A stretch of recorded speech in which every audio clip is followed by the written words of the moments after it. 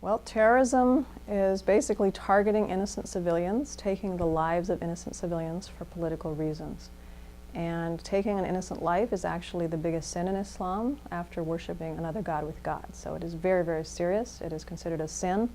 And there is nothing in Islamic tradition that would give credibility to this practice. This is actually a practice that was adopted from modern groups like the Tamil Tigers, like some of the Palestinian groups, many of which were not even Muslims, Christians or communists.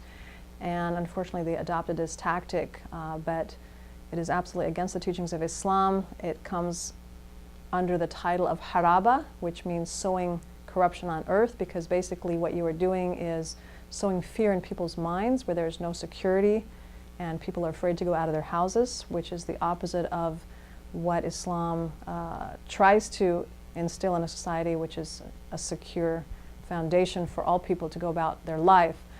Additionally, terrorism punishes the innocent. So if someone goes out and blows himself up in a marketplace, they could be killing their own mother, for all we know.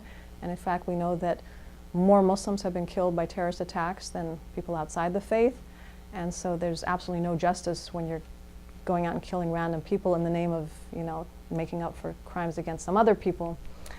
For people to equate terrorism with jihad is also false. The word jihad actually does not mean either terrorism or holy war. It means striving, and it can be done not only by physically defending something, but striving for good in any way that one sees possible. That could be speaking out against wrongs, writing against wrongs, or if necessary, actually trying to change wrongs with one's hands.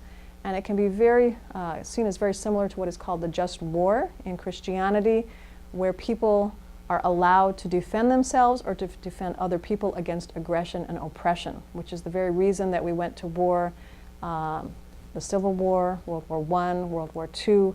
Not that anyone was coming directly at this country, but we saw that the aggression being committed by Hitler could not stand, and in the name of that we went to war. The very revolutionary war that marked the beginning of this country was also similar in kind of the premise and the goal of that war. So there is that tradition in other faiths, and the concept of jihad is exactly that tradition, defending innocent people from injustice. That does not mean going out and blowing up innocent people to defend other innocent people. Two wrongs does not make a right.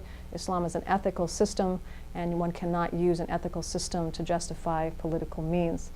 And even in a state of war, there are very specific, concrete rules of warfare that were enumerated both by the Prophet Muhammad and the first Caliph, which prohibited targeting women, children, elderly, clergy, so civilians, basically non-combatants, and even infrastructure, which at that time included cutting down trees, poisoning wells, because you're affecting the entire population. So those are all prohibited, and it is considered a serious crime to harm other populations, something which is now prohibited under the Geneva Conventions, which unfortunately we see with modern warfare. It's very difficult to kind of avoid civilian casualties. But that is the position of Islam. Terrorists carrying out murder in the name of Islam are going against Islamic teachings and are basically using religion to justify criminal acts. And they are not heroes, they are not martyrs, they are criminals and murderers, and they will be held accountable for their actions by God.